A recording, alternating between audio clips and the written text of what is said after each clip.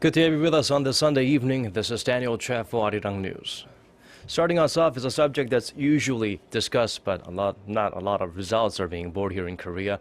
As hard as they try, government measures to boost the economy are not taking hold as quickly as most would like. Heading into next year, the strategy will center around two objectives: fueling domestic demand and reforming the labor market. Our Park Ji-won is here to explain.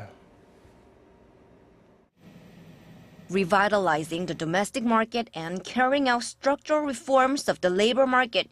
These are two pillars of the government's economic initiative next year as it tries to build momentum toward growth. First, the expansion of the domestic market. The government aims to achieve an economic growth rate in the 4% range next year and has realized that a supplementary budget alone won't be enough to get the job done.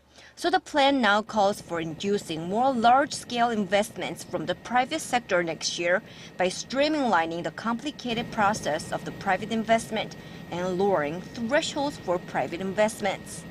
For example, the government hopes to attract private investment to areas where only the government can invest, such as prisons. However, due to resistance from the opposition, it remains to be seen whether the plans will be realized. Increasing labor market flexibility is another pillar of the next year's goal, specifically reducing the number of temporary jobs and reforming the regular job system. About 1/3 of all current workers are employed on a temporary basis. This means their salaries are lower and that they are placed in a more vulnerable working conditions than their regular counterparts. To get the private sector to transition more temporary employees into regular positions, it hopes to reform the rigid salary systems, especially for high-paid regular workers.